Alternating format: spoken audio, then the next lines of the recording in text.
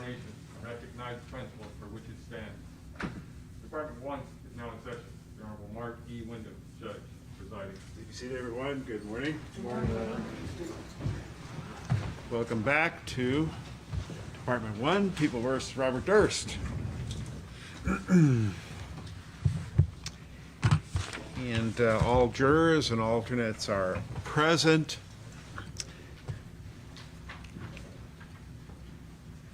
Mr. Durst can't be with us today. I've excused him for a medical appointment, but his lawyers are here. And Mr. DeGuerin and Mr. Chestnoff at council table, and then Mr. Bailey and see Mr. Lewin. And other counsel are present. The people may call the next witness. Thank you, Your Honor. I have sad news. We have eliminated 10 witnesses. No. We 11. I'm sorry. 11 witnesses. All right. No, we have. We worked out a stipulation for the next 11 witnesses. All right. And do you care to read that stipulation? Okay. We go page by page? Yeah. May I mark this as People's, what number? 47? 47. The parties stipulate to the following. The following medical doctors were affiliated with Albert Einstein Medical School in 1982. Dr. Stephen Baum, Dr. Edward Burns, Dr. Irene Cohen, Dr. Yukiko Kimura, Dr. Robert McClintock, Dr. Michael McMillan, Dr. Valerie Overton, Dr. Phil Padden, Dr. Mary Taras, and Dr. Elizabeth Cerna Baum. If called, each of these doctors would testify to the following. It was extremely rare for a medical student to call in sick, and the level of illness to do so would have to have been extremely severe. If a medical student was going to be ill, they would have called someone on the service at the hospital rotation they were scheduled to work at, and not a dean at the medical school. If a medical student were to call in sick to a dean, the witnesses would expect that the medical student would also have called into the rotation they were due to report to. If a medical student was going to call in sick to a rotation, they would do so well before the time that rotation was supposed to start. Calling in sick on the first day of a rotation was even more unprecedented. If a student were interested in potentially applying to be a resident at the rotation they were scheduled to show up at, they would have an even greater incentive not to call in sick in an effort to impress that service so they could potentially match with and secure a residency there. None of the above named witnesses had any knowledge of the relationship between Kathy Durst and Dean John Cook. None of the above named witnesses had any personal relationship with Dean John Cook. Each of the above named witnesses would have responded that the following hypothetical is inconsistent with their experience as medical students and physicians. A fourth-year medical student about to graduate is said to have called in sick to the first day of a rotation with complaints of a headache, diarrhea, and cramps. The call is made not to the rotation itself or the hospital where the rotation is taking place, but instead to a dean at the medical school. The call is made either at the time the student was due to be at the rotation or up to 2 hours thereafter. The rotation was on a service where the medical student was interested in applying to for their residency. Typo. May I take out the word for? Yes, you may. So stipulated? Thank you. Yes. Thank you. And thank you, counsel. Yes, all counsel for both parties have signed that stipulation. Facts that are subject to stipulation are true, are proved true. They're not issues in the trial. You assume and understand the truth of these stipulations, that these witnesses would testify in this manner. Thank you. With that, and I thank you for saving us probably a week. I appreciate that very much, counsel. Does that mean we're done for the day, or? Yeah, cool. Okay. No, we're not done? All right. No, we're Mr. done. Bailey, and you, given that, I will reward you by allowing you to call your next witness. Thank you, Your Honor. But I want to make sure, just because he read the stipulation, I want to make sure that I'm included on the credit on this one. Yes, Mr. Lewin, you have credit too. Give him a little star here. Yeah.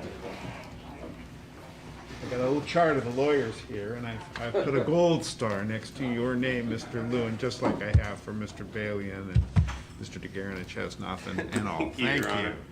Thank you for Our for next that. witness will be a stipulated videotaped conditional examination. Very good. May I mark the DVD with the videotape? It is witness Peter Schwartz.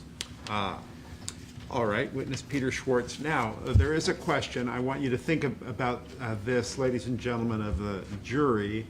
The people have, I believe, prepared transcriptions of the next 3 videotape witnesses.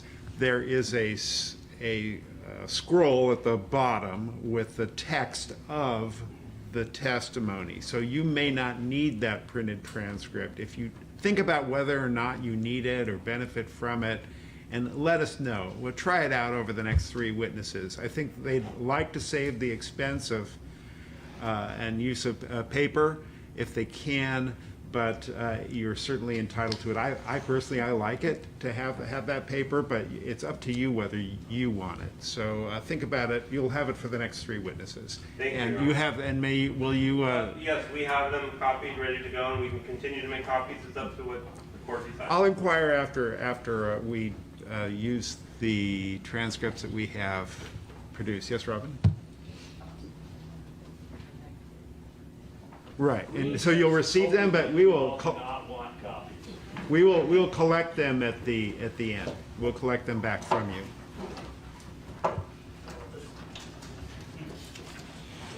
Your Honor, would the court assist me in figuring out the best place to place this TV so that all of the jurors have the best possible viewpoint?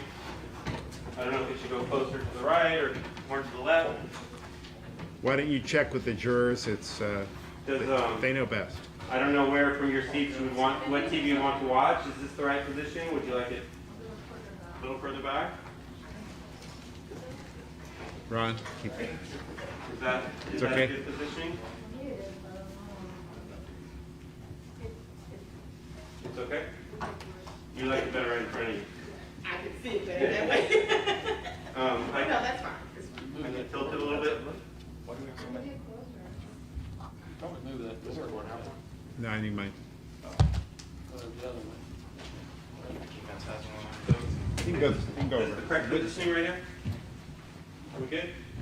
Your Honor, I believe we've already done this, but if we haven't, I think both parties have stipulated that with the transcript being present, that the court reporter need not transcribe the conditional examinations as they're played.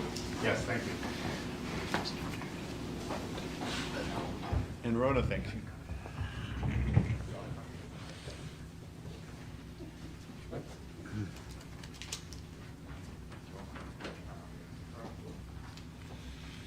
So may I mark the DVD as People's 47? 48. I'm sorry, yes, 48. And the transcript as People's 48A? Yes. Okay, and then the exhibits, is it okay if we continue with those markings at the end of the videotape? Yes. Okay, thank you.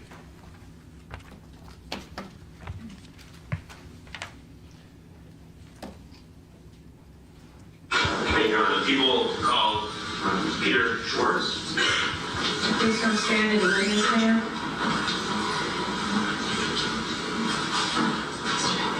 Please raise your right hand.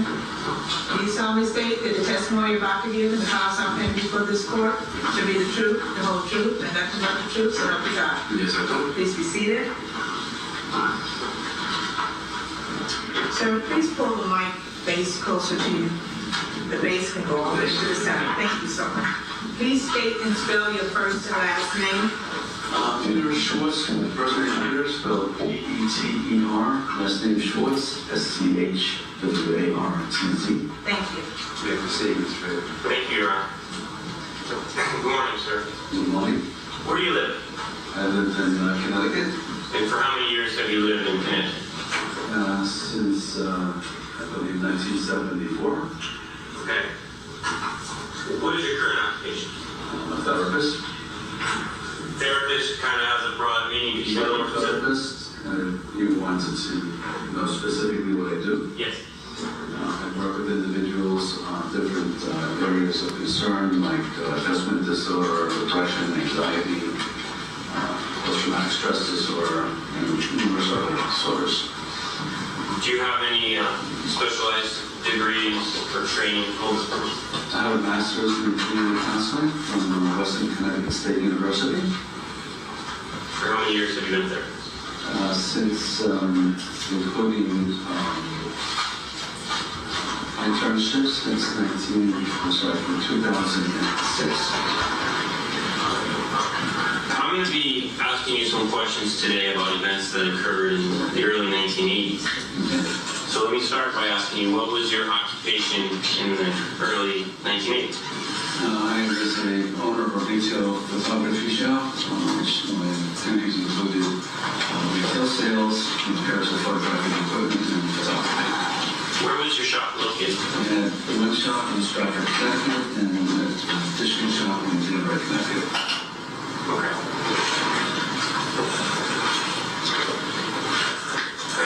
Because we're going to be talking about things that occurred many years ago, I want to see if you understand them. First of all, if I ask you a question that's confusing to you or unclear to you, can you please just let me know? Sure. This woman in front of you is typing everything we say down, and her job gets very, very difficult. Number one, if we speak too quickly, or number two, if we interrupt each other. And I have a hesitancy to do this. I'm going to try not to. So please wait for me to finish my question before you answer. And I will do my best to wait for you to finish your answer before I ask the next question. I want to let you know that I don't remember or I don't recall is a perfectly acceptable answer. These events occurred many years ago. Do you understand that? Yes. But if there's something that you do recall, you do remember, I want you to give us your best recollection today. Okay? Have you seen a show called Jinx? Yes. Have you seen a movie called All the Things? I don't recall if I saw that movie. Have you seen other shows or read various other media accounts involving either a person named Robert Durst or the disappearance of Kathleen? Yes. Okay. So today, I'm going to be asking you about your own personal observations. And I'm going to be asking about information you gained, things you learned directly in the early 1980s. So can you promise us today to put aside what you've seen or heard in various media accounts and testify today based on things that you only know from your own personal observations or information that you directly gained in that time? Yes, I will promise to that. Okay. And if it's sometimes becoming difficult for you to discern the two, to separate the two, can you promise to let us know? Yes. Okay.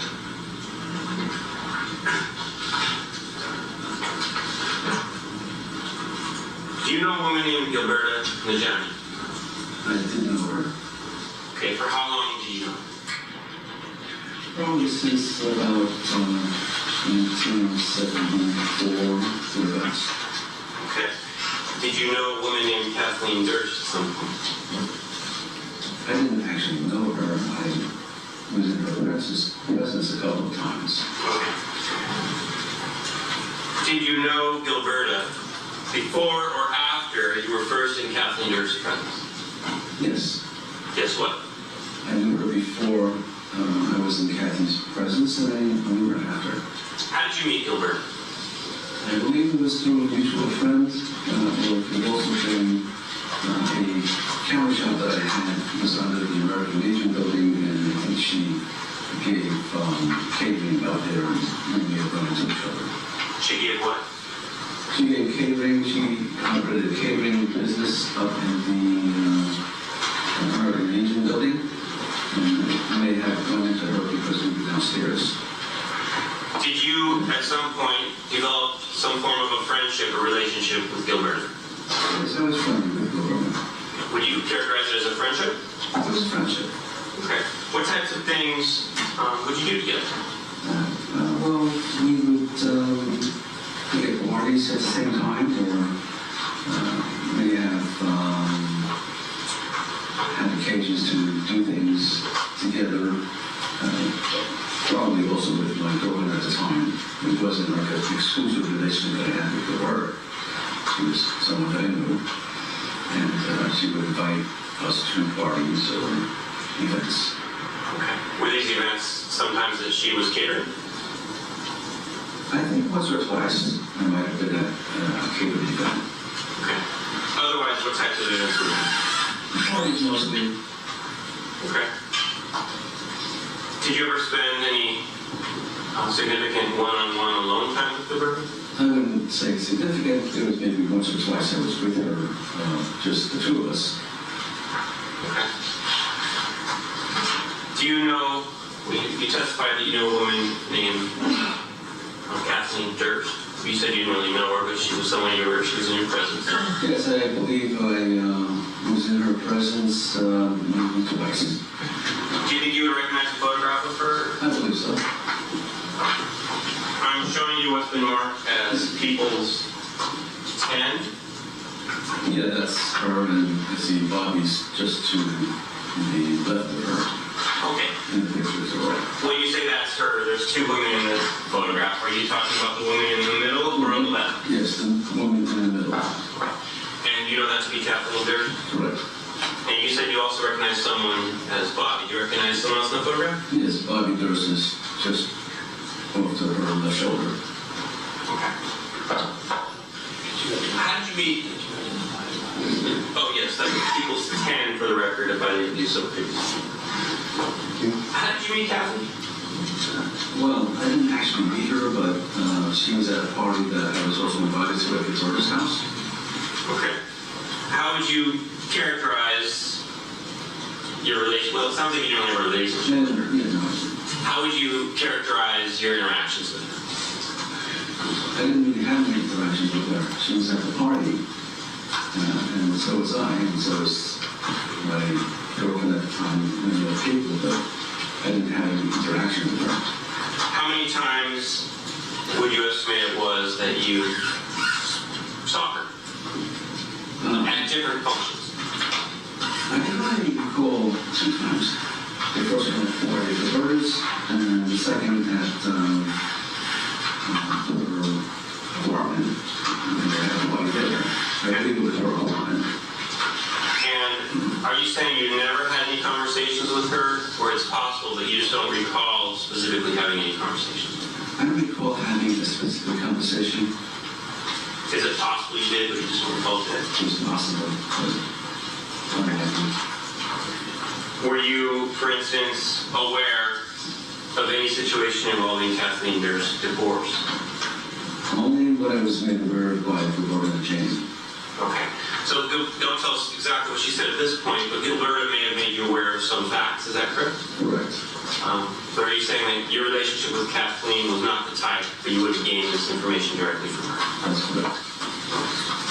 I assume, let me just ask you, I apologize for asking, but were you ever romantically or intimately involved with Kathleen Durst? No. Okay. So, you identified someone as Bobby Durst in this photograph, People's 10. Do you know Bobby Durst? No, I don't really know him. Had you ever met him previously? I've been in his presence, but I was never introduced to him, and I never had a conversation with him. How many times were you in his presence? Twice. Twice. Twice that I know of. Do you Did you recognize him today in this courtroom or no? Yes, I do. You do. Can you please point to him and tell the court what color he's wearing right now? Durst is sitting at this table, second person in from the end of the table from the wall. He's wearing a blue jacket and what looks like a white shirt and he's wearing glasses. The witness is pointing to Mr. Durst. Thank you. Where were you the first time you ever were in Bobby Durst's presence? I was at one of the entry bars in Newtown, Connecticut. Do you recall approximately when this party was?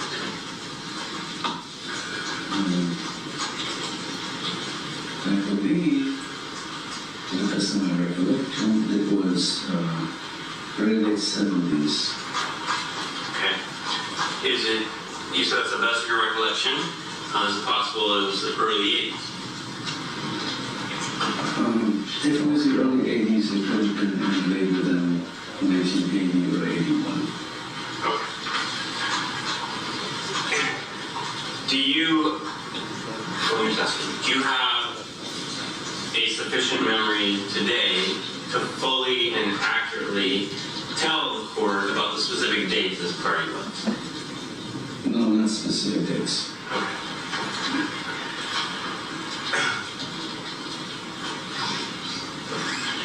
What happened? Tell us what out of the ordinary, if anything, happened the first time you were in Bobby Durst's presence at this party. I was standing by a door, and all of a sudden the door went flying and hit me in the head. And the only person that was standing near the door besides myself was Bobby Durst. Okay. What were you doing before this door opened and hit you in the head? I wasn't doing anything other than standing there and observing the party. Were you having any discussions with anyone immediately preceding this door opening and hitting you in the head? I don't recall speaking to anybody just before that. Had you had any interactions with the defendant whatsoever that day prior to the door opening and hitting you in the head? No. Did you see who opened the door? I didn't. Could you tell, based on any observations you made, who had opened the door? Tell us. Repeat the question. Based on anything you observed, were you able to perceive who did you believe had opened the door? I believe that it was Bobby who pushed the door in my direction, because after I was hit by it, no one else was moving by the door, but he was standing there. Okay. And where, in relation to the door, was he standing when you saw him? Right next to the door. Okay. What, if anything, did he do or say after the door was shut? He stood there and appeared as if nothing had happened. Did he say anything? No. Did Bobby Durst, the defendant, ever apologize to the door? No, he didn't. His demeanor was such that I believe anyone else who was standing there would at least express some concern that it was injured. And he stood there as if nothing at all had happened. Did he have any type of, what was his facial expression after the door was shut?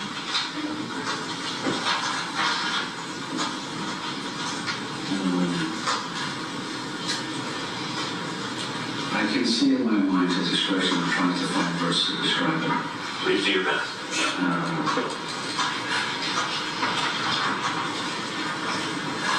He had an expression of what I would classify as morose. Unconcerned to the point of he could care less as to what might have took place in his immediate area. When the door hit you, did you do or say anything out loud to indicate that you've been hit? I did reach my hand to my head and over slightly, and probably said something like, ouch, or maybe something a little bit more strongly worded. I don't recall exactly. of something out of the ordinary occur this particular part? None that I recall.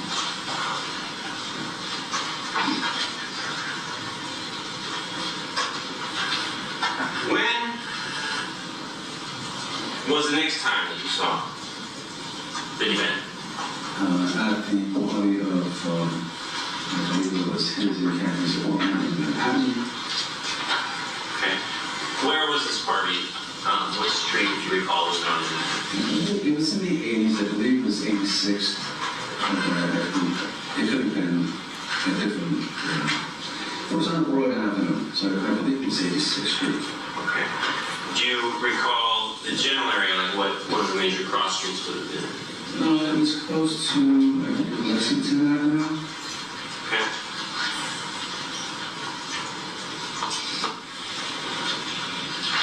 What part of the city is that in? What was, sir? Yeah. That's what I meant. In neighborhood ones? Yeah. On the west side, the east side, I guess it was more towards the east side, but kind of central. Okay. And whose home was this? I believe it was an apartment that was shared by both Kathy and Robert Durst. Okay. Do you recall when this party occurred? What day it occurred? The day? Yes. No. Do you recall, let me start with what your memory is. Approximately what year was it? I believe it was 1981. Okay. Do you recall what month it was? I don't.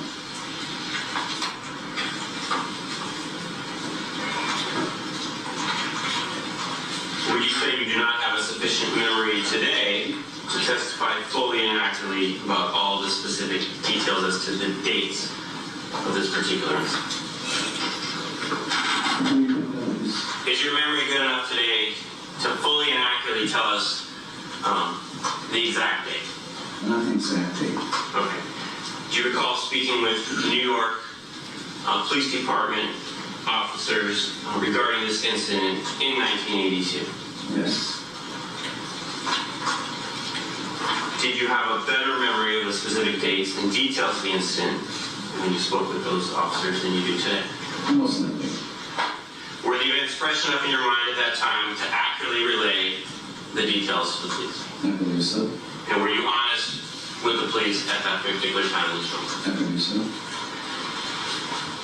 Who invited you to that particular party? Robert and Jamie? And did you take anyone to the party? Yes, my girlfriend at the time. Who was that? Her name is Karen Smith.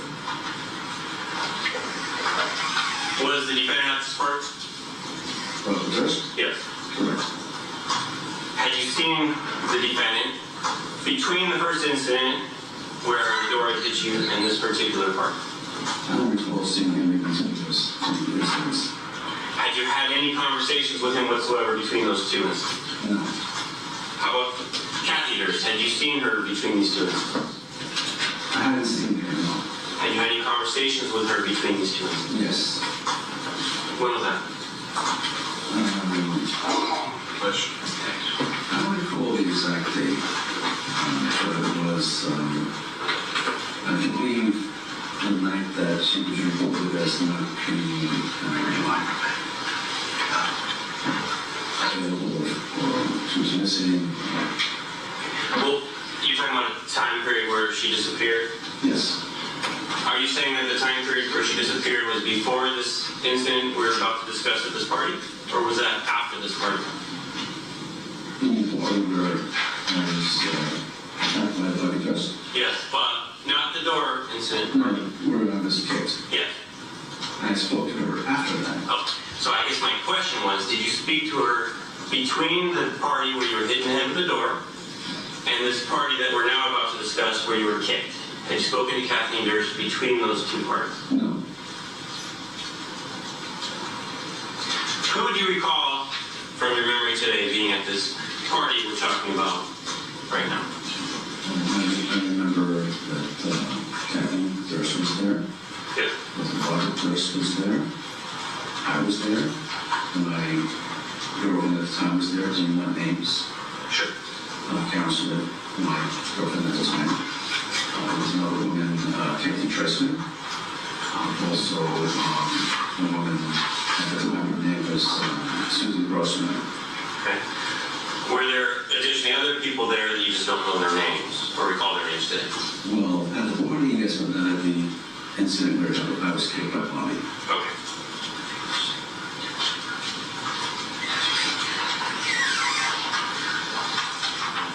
How long were you at their residence? At the party? Yes. A number of hours. Did you stay inside the apartment the entire time? No. At some point, did you or more than you leave the apartment? Yes, there was, at one point,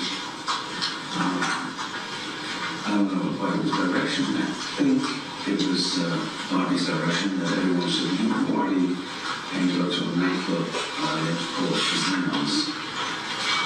Xenons, I believe it's Z-E-N-O-N-S. I'm sure the spelling could be corrected if necessary by Robert Durst, since I believe that Do you have a spelling, Mr. Williams? You're looking at Yeah. X? X-E-N-O-N-S? Okay. Apostrophe.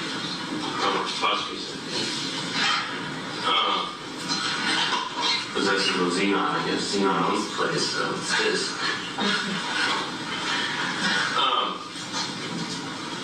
You said something just now that Bobby owned the building that Xenon's was in? I don't understand. Who told you that?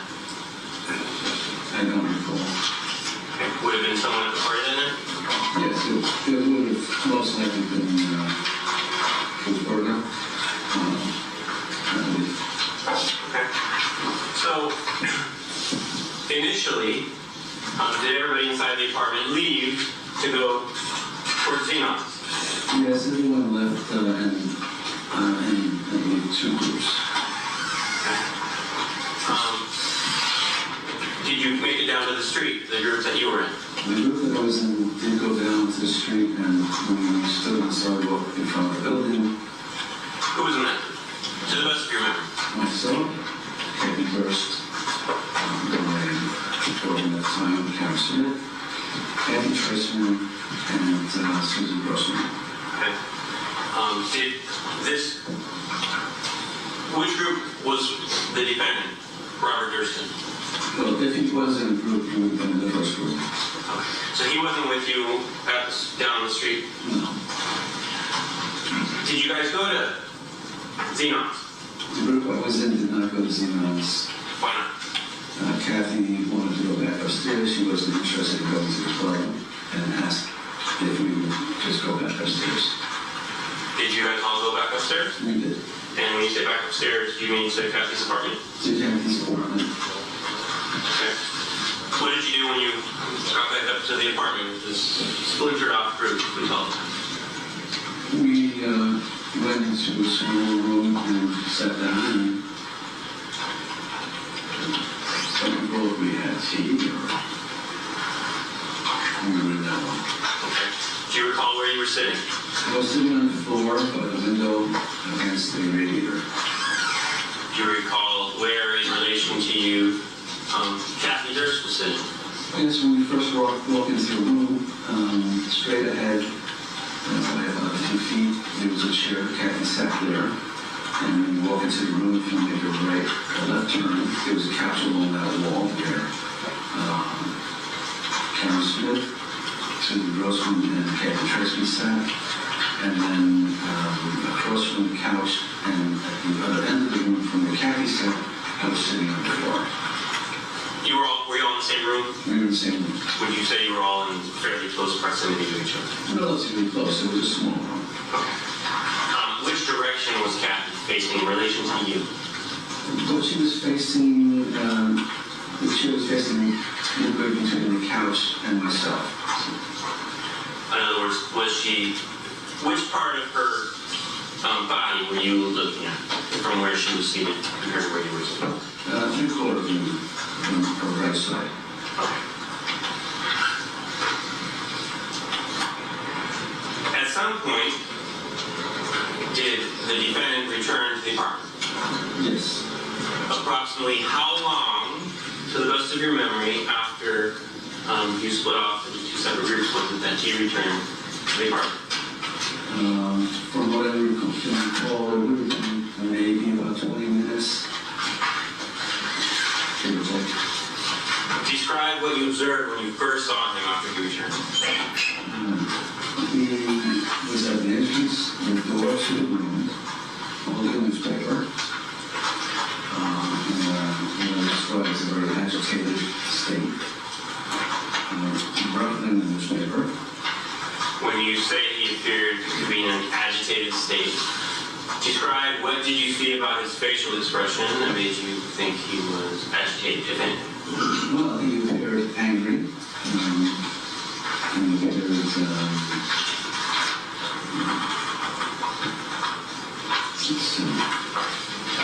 That's fine.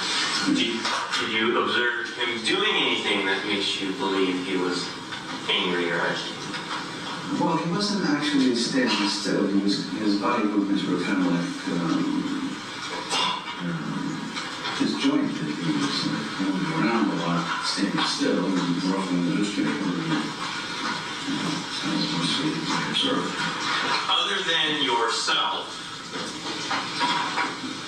were there any other males in the room when Robert Durst arrived? That was the only thing.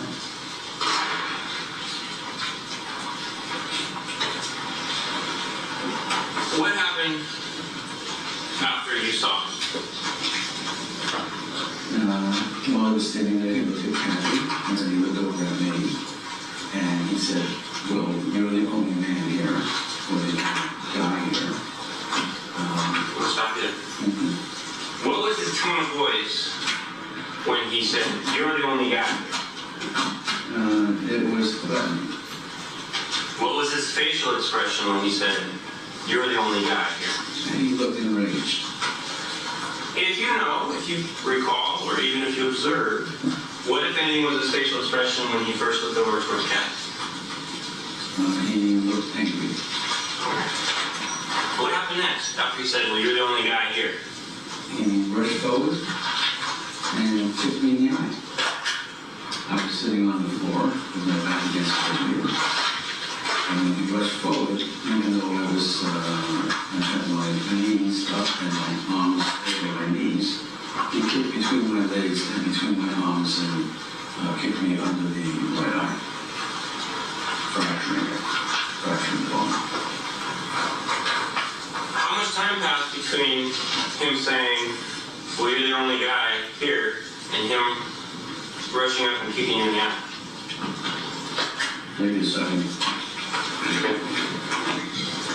Was there any delay between him saying you're the only guy here and him starting to move towards you? I would have to say no. How quickly did he move towards you? From where he was standing until when he got to me, could have been more than 1 or 2 seconds. It was a small run and he rushed. Did he give you any warning he was about to kick you? No, he didn't give me warning, although I could see that something was coming. Well, were you able to defend yourself? No, not really. Why not? It was too quick. I couldn't get up. From where your position was, were you even capable of defending yourself? How would you describe this attack? How would you characterize it? Aside from being premeditated, Yes.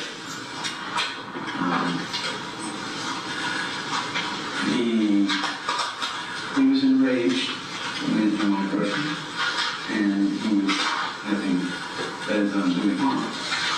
How hard did he kick you? Well, enough to fracture the bone under my eye. And to me, Foley had very few use. Can I ask you, what was he wearing on his feet when he kicked you? In the eye? A cowboy type of very pointy, with a higher than normal heel than most because he was short. These pointy cowboy boots, would you describe the point as being soft, hard? How would you describe it? Very. Did you suffer any injuries to your eye? I did. You mentioned your eye was fractured. Describe what injuries you suffered. What did it look like? How did it feel? A little orbit distraction. Of course, I had a lot of swelling. Photographs were taken to show the injuries. X-rays were taken at New York City Hospital. I have a photograph, and I marked this as next in order for these proceedings, which is People's 18. Is that right, Robin? Yes, sir. You may. Thank you. That's placed in P18 on the lower left-hand corner. Sure. I'm showing what's been marked as People's 18. Do you recognize the gentleman depicted in this photograph? Yes, that was me at the time. And do you recognize this injury depicted in this photograph? Is this the injury that you received as a result of being kicked in the face by Robert Durst? Yes, it is. Does this photograph fairly and accurately depict the injury that you received in terms of how it looked physically? Yes, in terms of how it looked. Does it fairly and accurately depict the complete injury? Well, to the eye, yes. The external injury? Yes.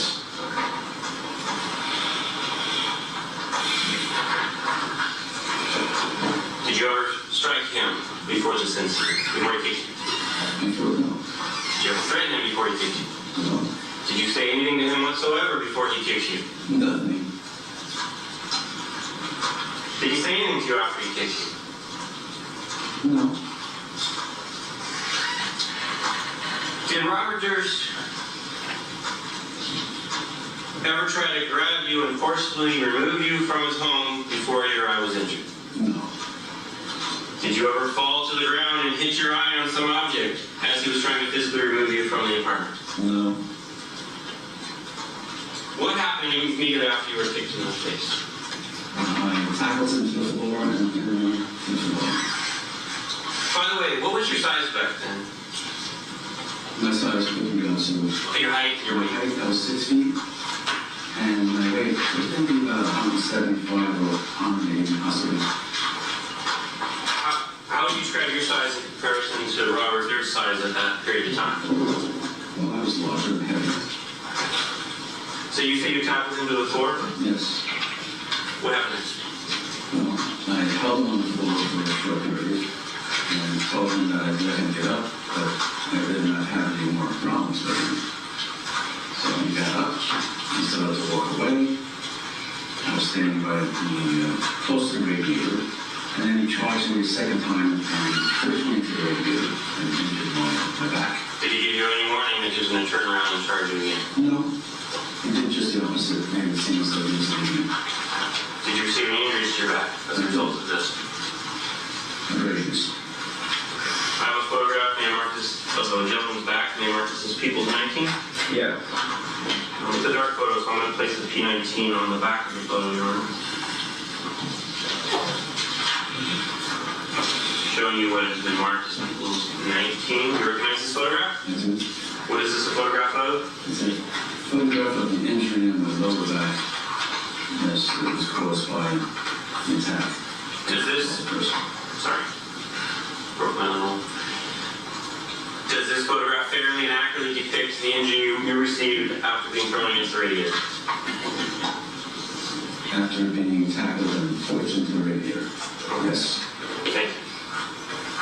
What happened next?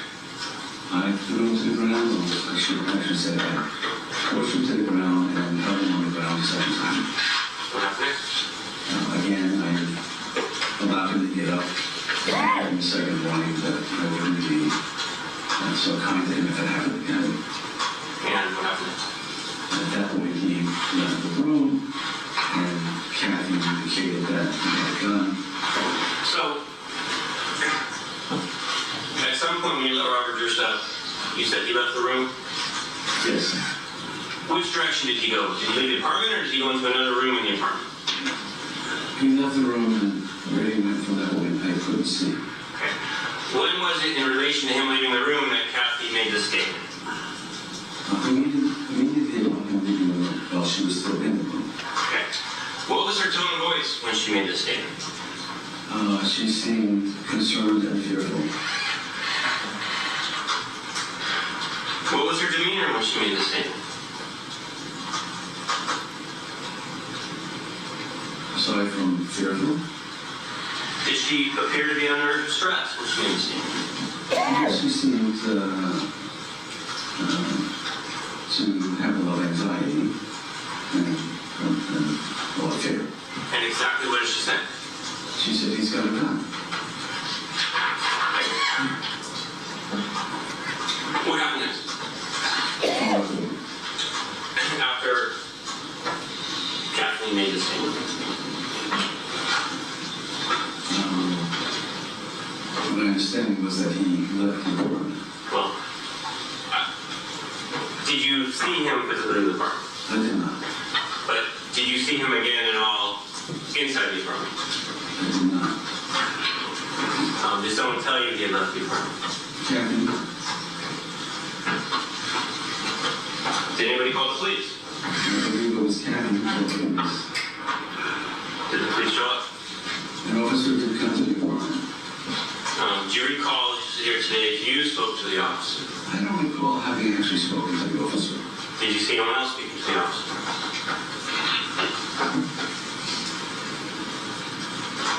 Kathy was with the officer, but I don't recall speaking to him. Okay. Did you ever receive any treatment at a hospital? Kathy drove me to the York Hospital, and I was seen by, I believe it was a doctor, and afterwards with Kathy. Okay. And do you recall which hospital this was? The York Hospital? Like a city hospital, I don't recall if it's got the city designation on it. Is that on First Avenue in, Yeah, I believe it's on First Avenue. in Manhattan? Yes.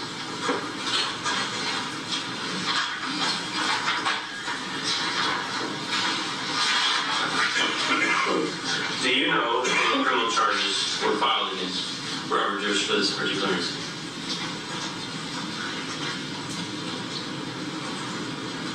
I believe that there were criminal charges brought, to which I indicated at a court hearing, at which time it was disposed. When you appeared at this court hearing, it was, I assume you were asked to come to the proceedings relating to this assault where you were keeping the actor? Correct. And did you see the defendant in court in those proceedings? And I saw him in the back of the court. Okay, so he was in the courtroom that day that you went? Correct.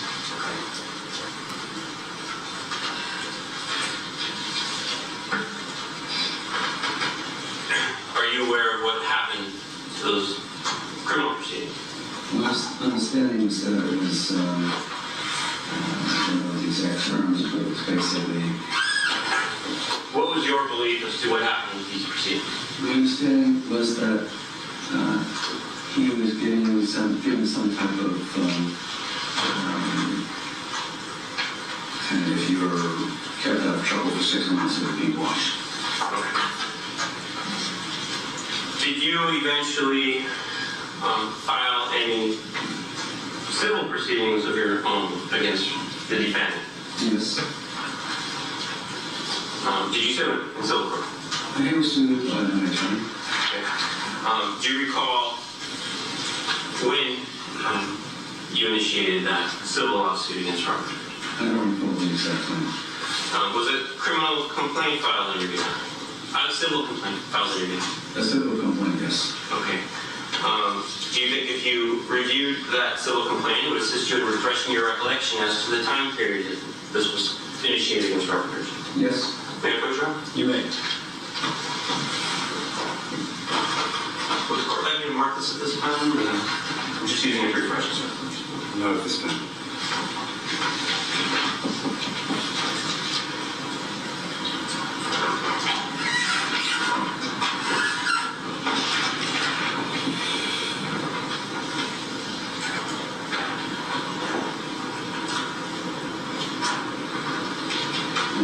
Looking for the date on this, which I If think it was on the second page, the date was signed. second page.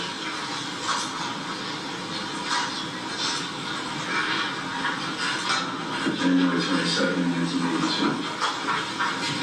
That appears to be an accurate time frame.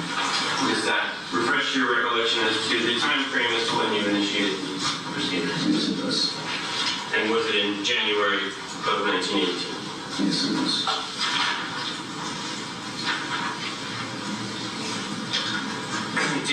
eventually resolve those proceedings? The proceedings were resolved. And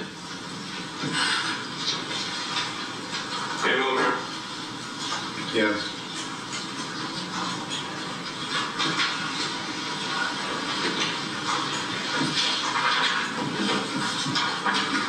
Did Kathleen Durst ever discuss with you any leverage she'd been applying against Robert Durst to get a better settlement in her divorce before she was killed? Not to me. Did she ever tell you whether she had information about Robert Durst's fraudulent tax filings and that she was using that information in an attempt to get a better divorce settlement? So did she ever tell you that? I don't recall her telling me that.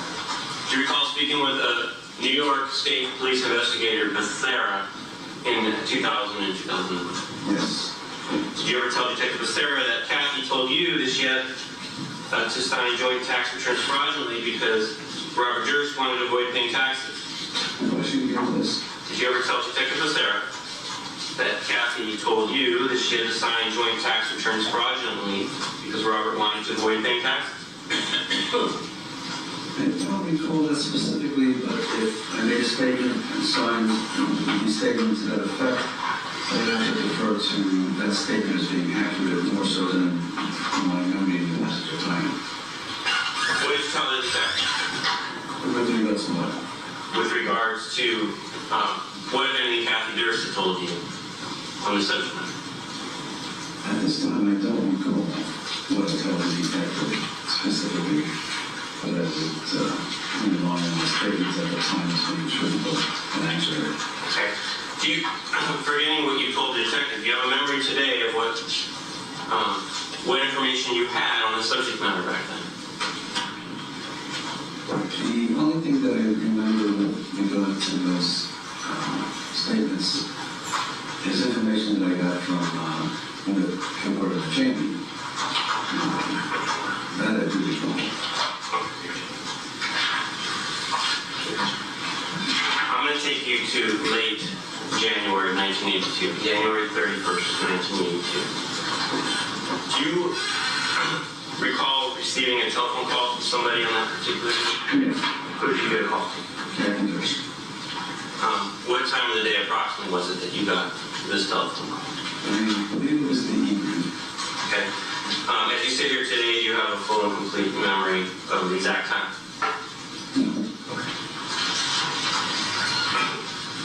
What did Kathy say to you when she called? To the best of your memory today. Did Kathy say where she was calling from? I don't recall her saying where she was calling from, but I do have a recollection that it would have been kind of from James Hall. Okay. Describe the call today to the best of your memory. The conversation revolved mostly around or inquiry about the status of any lawsuits that I had against Bobby Durst. Any inquiry on the status of Any cases. He said lawsuits. Lawsuits, any lawsuits that were pending or going forward against Bobby Durst. Did Kathy ask you about the status of your civil case against Bobby Durst? Yes, she did.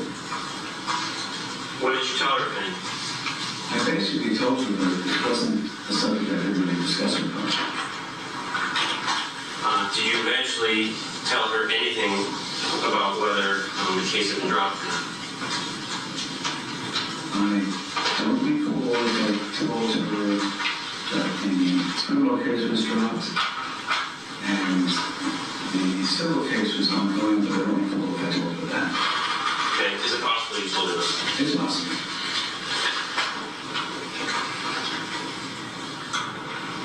Do you recall, as you sit here today, if you ever told her that your case had been dismissed? I don't recall specifically telling her. You're referring to the criminal or the civil? Either one. I don't recall indicating that the criminal case was dismissed. I don't recall if I told her the civil case was ongoing or not. I do recall that she was getting more and more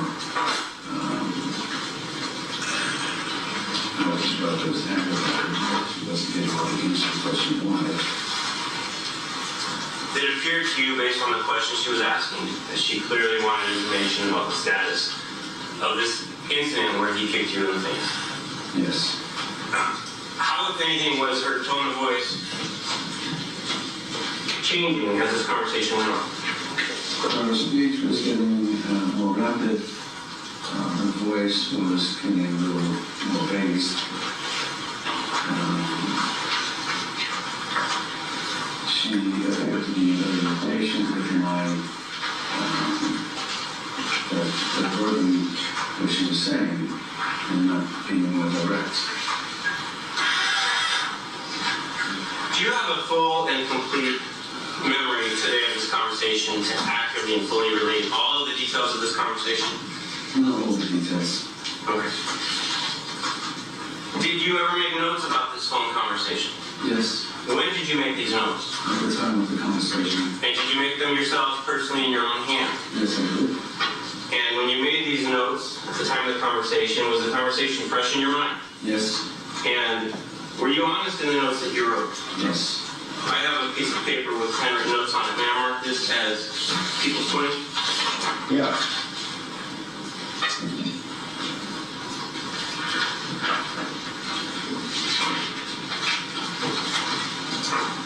I'm going to show you People's 20. Can you read it on the screen there?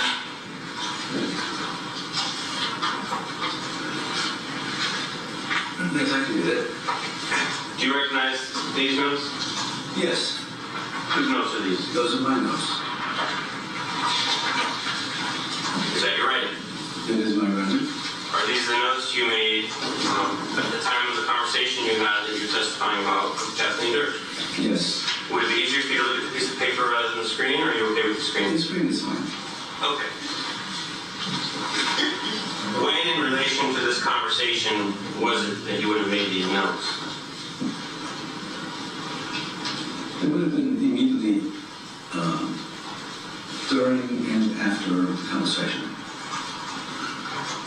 May I hope there's some more diary about that? As to the actual document itself. I'll allow the board to take Thank you. some picture. Yes, you may proceed, Mr. DeGuerin. At the bottom of that same piece of paper, apparently, all that's in your handwriting, is that correct? It's all in my handwriting. At the bottom of the piece of paper, it relates events that occurred in February of 1982. Does it? I do see February 5th, 1982. Okay, so at least these notes were made not at the same time as the conversation that you had with Kathy. Is that right? The top portion was made at a time or immediately after the conversation. The second one, I did use the same piece of paper to make notes about the order of changing. Thank you. You may proceed. And just for the record, you see the line where it says, told her the case was dismissed? Yes. Does that end the portion of this particular description of the call with Kathleen Durst? No, the next line would have been the last one. Someone was listening in on the line? Yes. Okay, that's the end of this particular. Correct.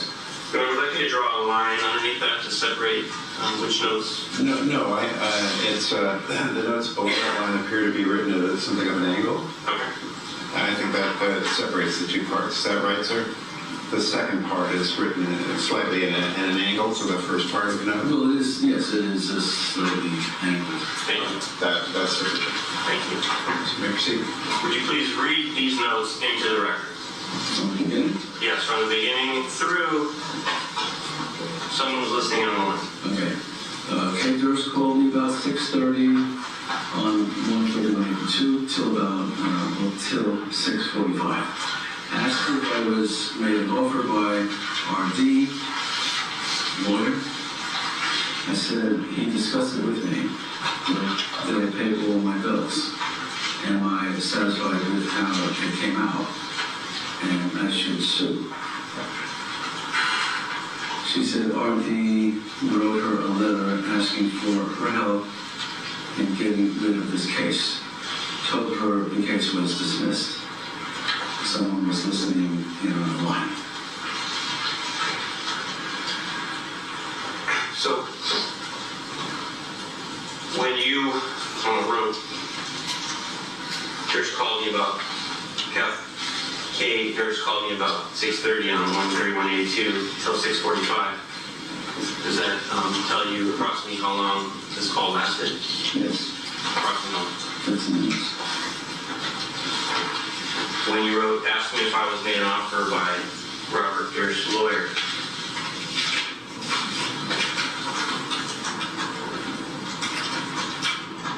who was it that asked you? Kathleen Durst.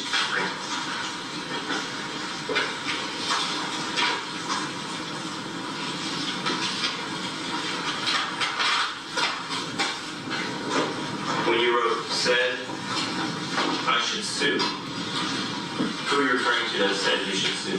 Kathleen Durst said I should sue Bobby. So this was Kathy Durst, the defendant's wife, telling you that you should sue her husband based on this assault. Correct. And she told you that during this phone call. Correct. When it says told her the case was dismissed, who told who the case was dismissed? I told her. I told Kathleen Durst. And you told her this case was dismissed during this phone call? Correct. Was these the litany of questions that were being asked and answered and information being relayed as you testified to getting more and more agitated and angry? I'm sorry, can you repeat that? Was this the information that was being conveyed back and forth on this telephone call between yourself and Kathleen Durst as she appeared to be getting more and more agitated? Yes, correct. When you wrote someone was listening in on the line, how did you know, how could you tell if you recall to say that someone was listening on the line? I recall that it sounded as though more than one phone hung up. Do you have any idea who was on the other line? Could you tell? Well, I could surmise, but I don't know. Thank you. I have nothing further to say. Cross-examination?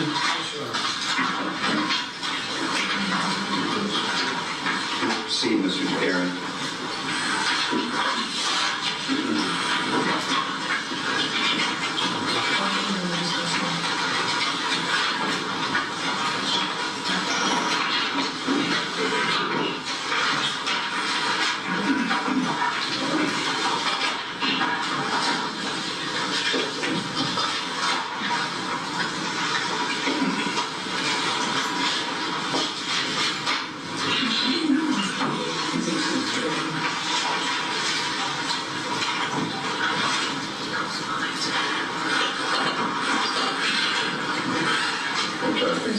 Good morning, Mr. Schwartz. I'm Dick DeGuerin, and you and I had not met formally, but we met on the telephone.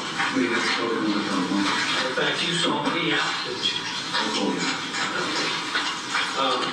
And that was just fairly recently. Correct. I was going to ask you about kind of the sequence of events. This last document that you were asked to identify is your own handwriting on kind of a yellow piece of paper about a phone call you received on January the 31st, 1982. Right? Okay.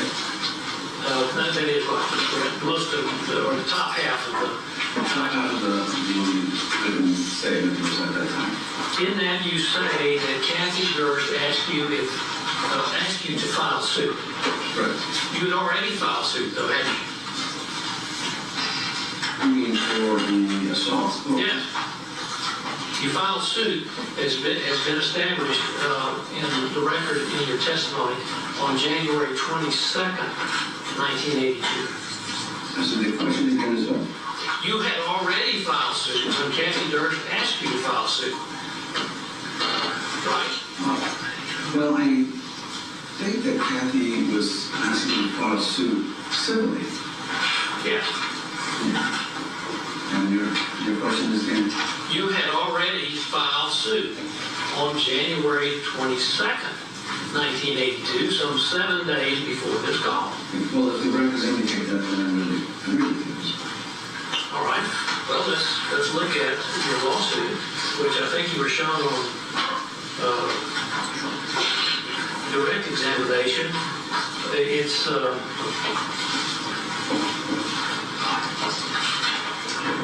base number begins at LADA 96764 and goes through 65, 66, and 67. But I want to bring up the second page of the lawsuit. Perhaps you were shown that lawsuit. He was shown that lawsuit to refresh his recollection, or the complaint. He was shown to refresh his recollection. Should we mark it? If we're going to examine We it. have it marked, Your Honor. Where are we? Defendants A. Okay. What I'd like to do is mark our exhibits as Schwartz Exhibit A, B, C, and so on, if that's okay. She said A. Just A. Okay. All right, our exhibit A. I direct your attention to the second page of the complaint. Donald Catalina was your lawyer, correct? Correct. And as you see the date, it says Pauling, New York, January 22, 1982. You see that? Okay, you got a call from Kathy Durst, according to your notes, on January 31st, 1982. Correct? Okay. So, that's 9 or 10 days after you had already filed suit. Okay. I'm not asking you to agree, I'm asking you, isn't that true? Well, if the records indicate it's true, then I'm the records. Okay. Is it that you don't have a clear memory of exactly when the things happened? Well, at this point, I don't have a clear memory of the sequence as to what happened at what point. Okay. That's why we got this report. And after all, it was 36 years ago, right? It was 36 years ago. And one of the things when you called me that you were somewhat concerned about was that you did not have a clear memory of all these things. I don't recall that statement. Well, you were reluctant to go to California to be here today, weren't you? You may proceed, Mr. Chairman. I'm not trying to trick you. You were calling me to ask whether you needed to go, right? I recall asking you how the district attorney's office would be able or not to have me come either voluntarily or through the interstate subpoena. That was what I was asking you. And of course, I told you that if you were subpoenaed, you had to go. I don't think you told me that. But you were concerned at one point that they were going to put you in cuffs and freak you out. I wouldn't say that I was concerned. I was asking if that was a way that I would continue to. Right. It was kind of more than just that. But anyway, the point is, I said it was more just as what I was concerned with. the point is that you were concerned also about your lack of memory on some of these things that happened 36 years ago, weren't you? I wouldn't agree with that characterization. Okay, well, you would agree that several times in your testimony you said, well, I just don't recall.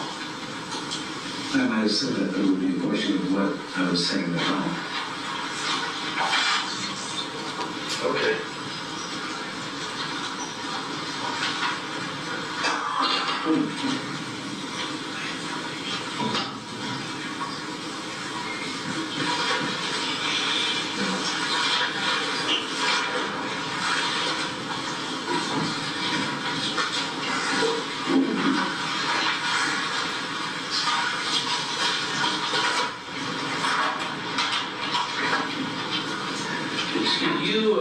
Excuse me. Just want to get a cup of water. Yes. Get that for you. Thank you so much.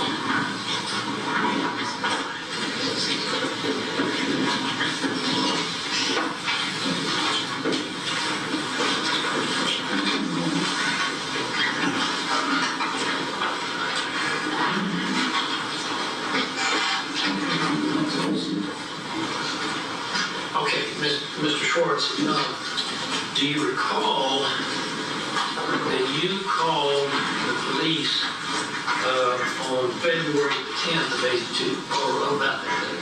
I recall calling police immediately. Okay.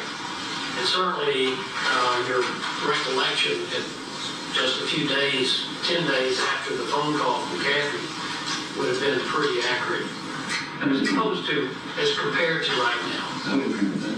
Okay. I want to show you a report that was written about that phone call. And I want to ask you what is accurate or inaccurate about it. If we may have what we will now mark as B. It's base number LADA 150209. Now, let me explain to you, Mr. Schwartz, what this is. This is a report written by a detective Mulitz, M-U-L-I-T-Z, about a phone call interview with you taking place on February the 10th of 1982. You recall that I read this to you on the telephone? Go ahead and read through it. Did you read this to me? Yes.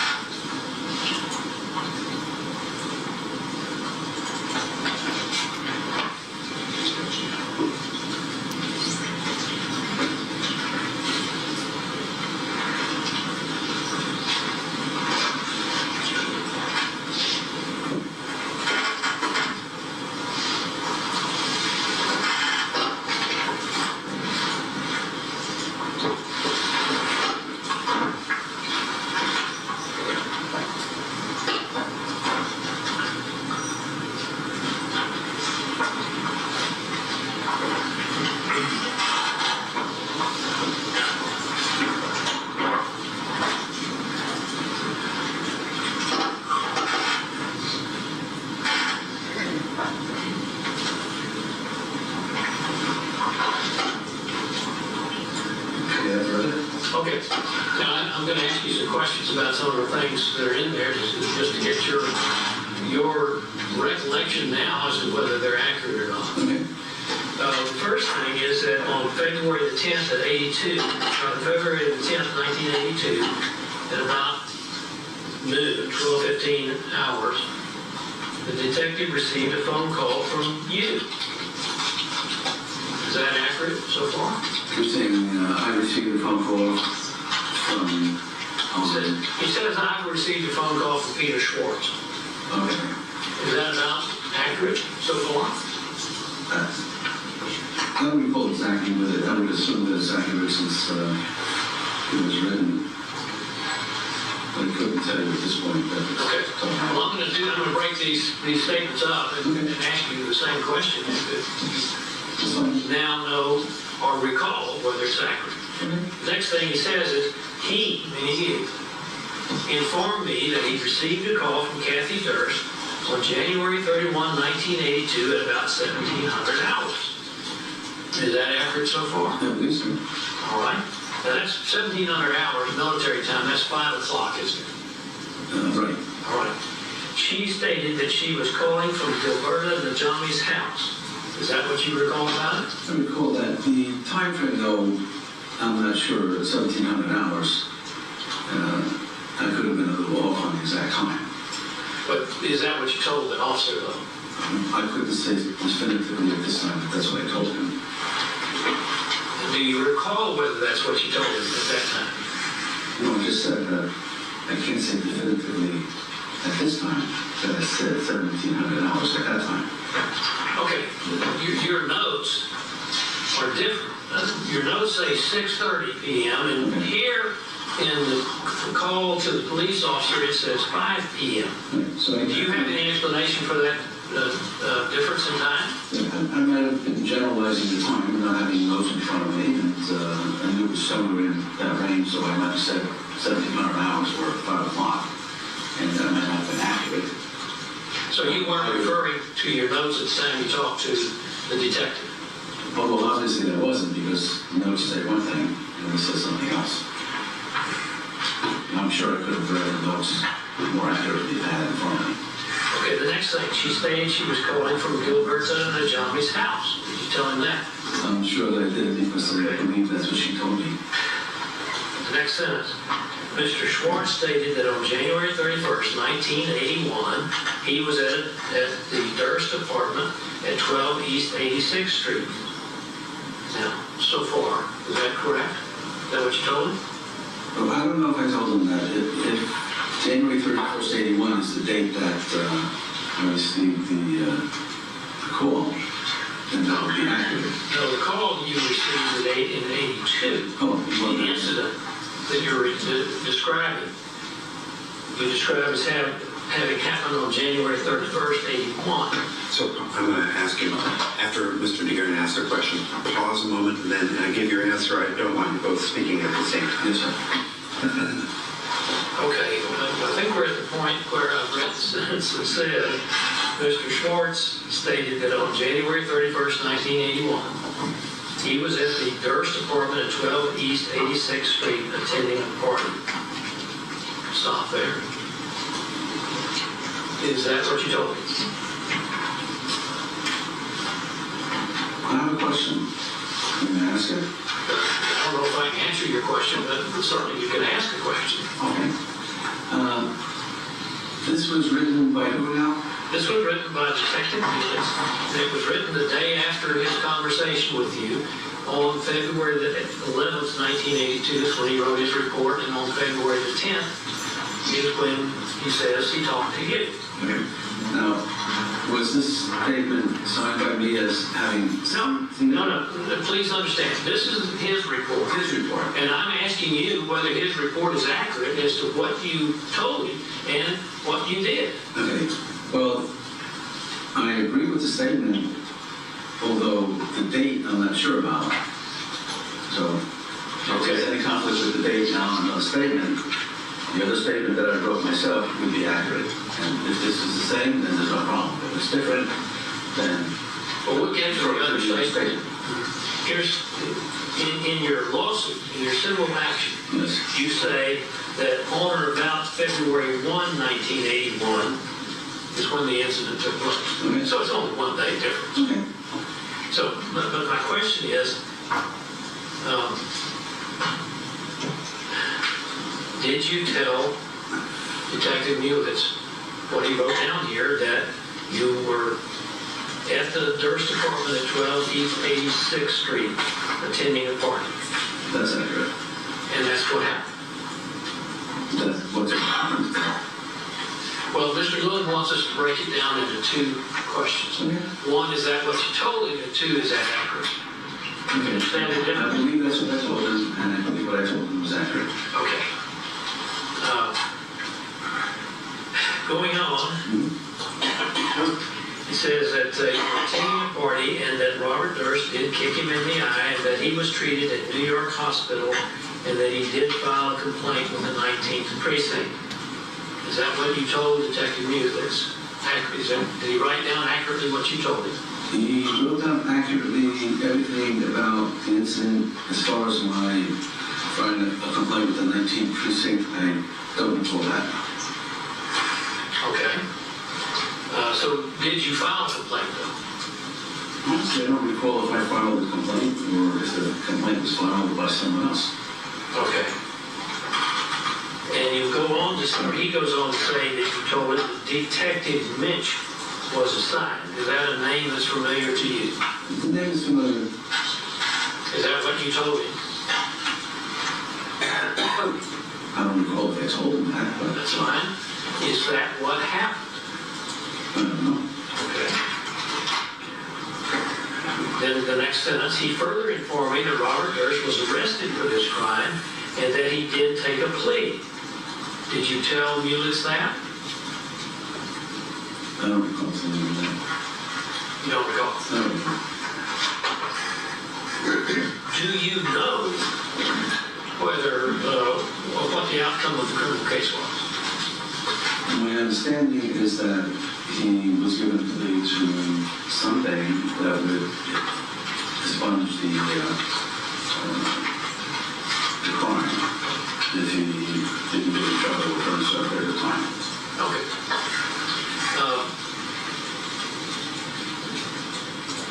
Let's go to the next paragraph where it starts. I'm not going to ask you about those case numbers. That's Okay. something I would be very surprised if you remember accurately. But the next paragraph says, Peter Schwartz stated that Kathy Durst wanted to know if Peter dropped the charges against Robert Durst, and he would no comment. Stop there. So first, is that what Kathy Durst wanted to know? Yes, you did want to know that. And that's what you told Detective Mulitz? Well, I don't recall this conversation with this detective, but that statement is accurate. Okay. Well, there's one further part to that statement, that he would no comment is the way Detective Mulitz wrote it in his report. Perhaps he meant to say he would not comment. Did you tell Kathy that you wouldn't comment because you had a case file? Yes, that would be accurate. All right, so that's it. Now, at some point, you settled the civil case, or your lawyer settled it. Yes, correct. It was settled. Okay, not to your satisfaction, but it got settled. Correct, not at all. But you received some money and later sued the process server in his company for failing to get the suit served timely. Yes, the process server and or the company he worked for was sued for whatever possible complicity he may have had in his case. Turned out the way it did.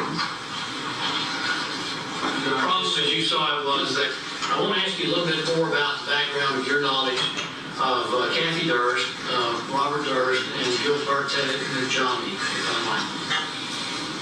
You said that your present recollection is of being in Kathy Durst's presence on only 2 occasions. Once at Gilbert Najami's apartment or home, and the second time at the incident where the kicking took place. Am I correct about that? Well, you're correct that those are 2 incidents that I do know that I was in her presence. Okay, but there may have been a third. There may have been a third instance where she could have been in that presence, but I'm not aware of the fact that she was. Okay, well, that's what I want to explore.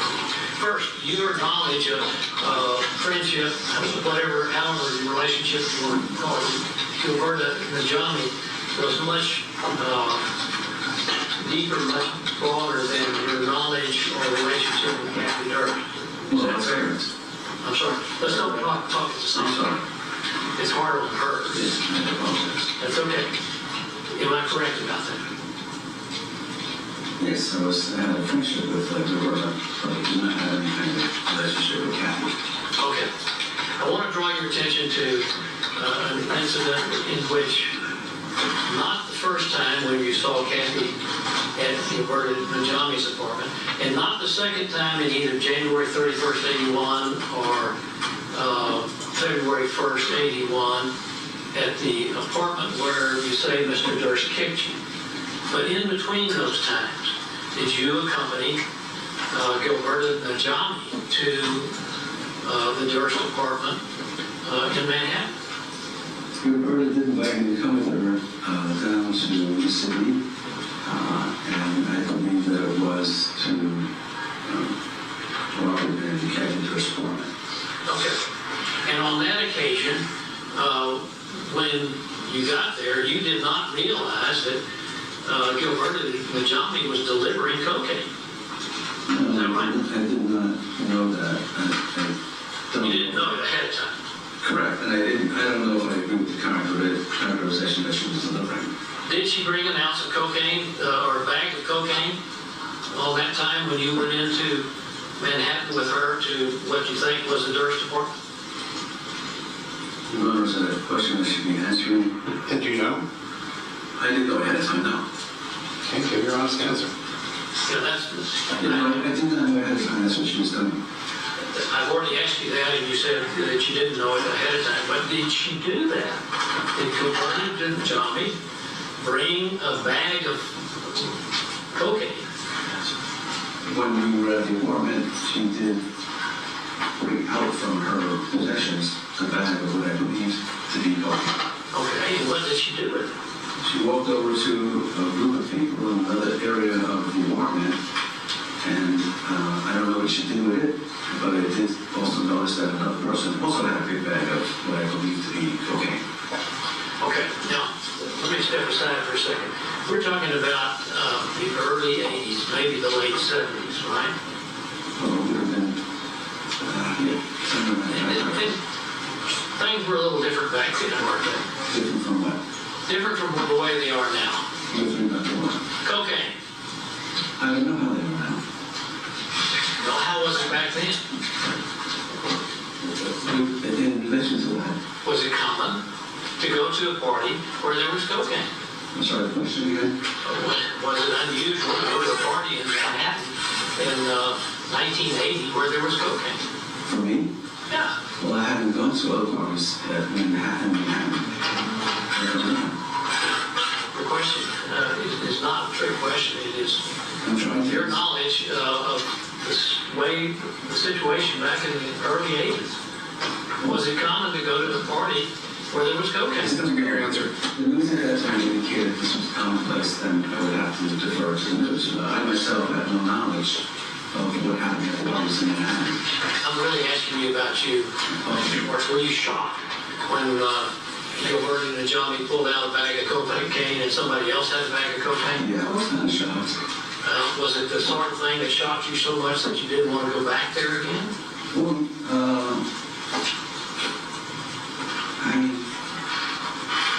don't know that I support that at the time. I don't Well, know. because you did go back there, didn't you? I went to a party there. You went back to that same apartment after Gilbert and Johnny had pulled out a bag of cocaine and somebody at the party had pulled out a bag of cocaine. Okay, I agree with that. Okay, and that was in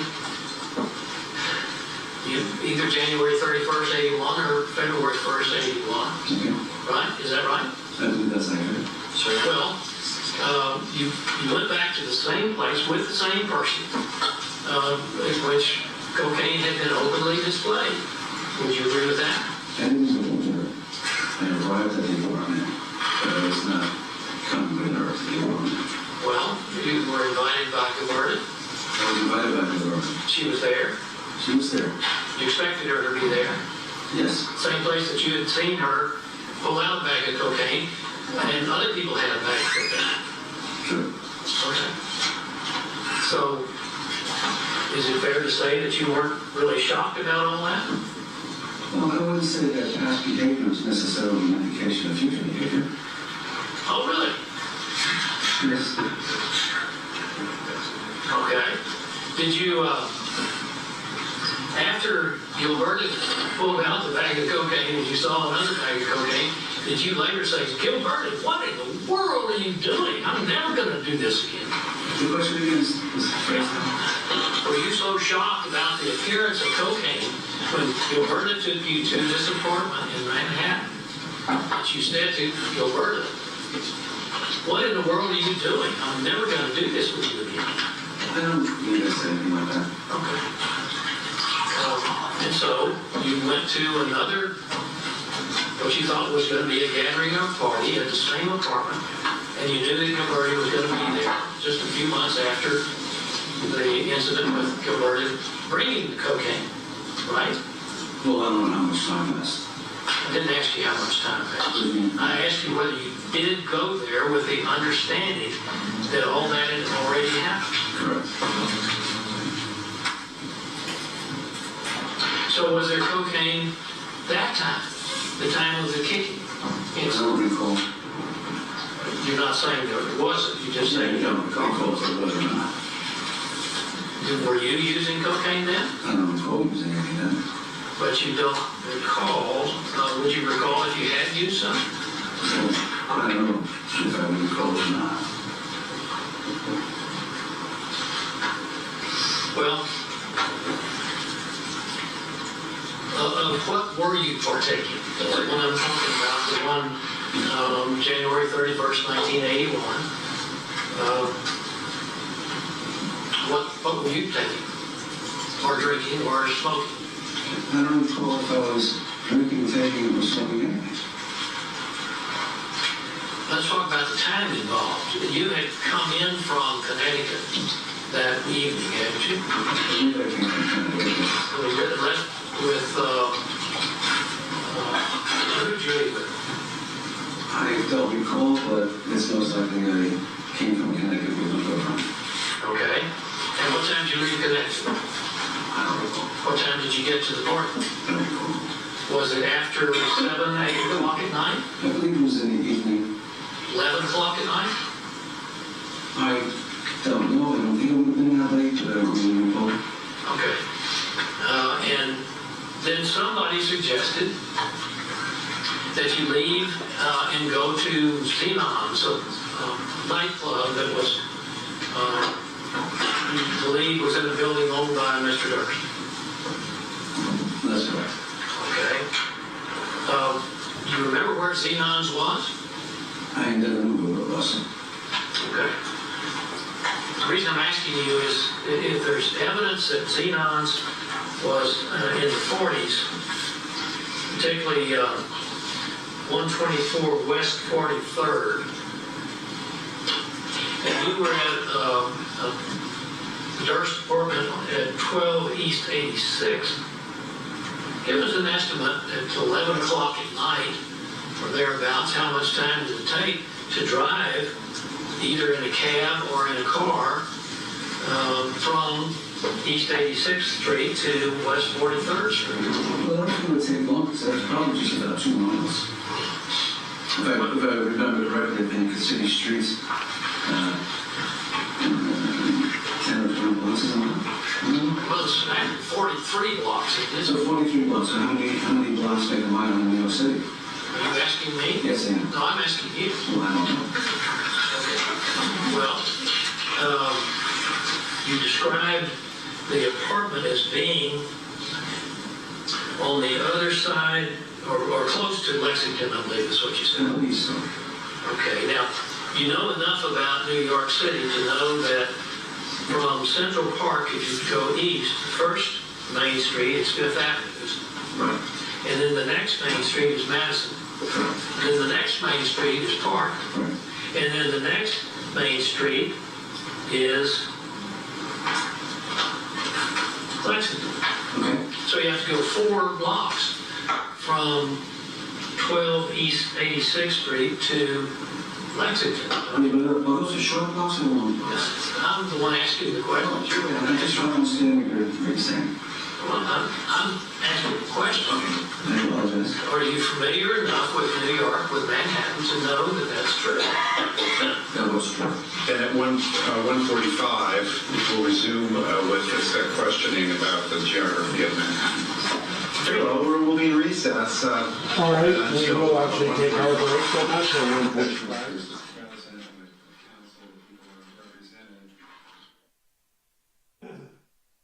We'll resume with Manhattan at, let's take about 10 minutes. Just a shorter break than usual, and we'll return at 10:50, 10 minutes from now. Do not talk about the case or any of the people or any subject involved in it with anyone, including the other jurors. Do not make up your mind about the verdict or any issue until after you've discussed the case with the other jurors during deliberations. Okay, you're excused. You're muted. Give that to the witness.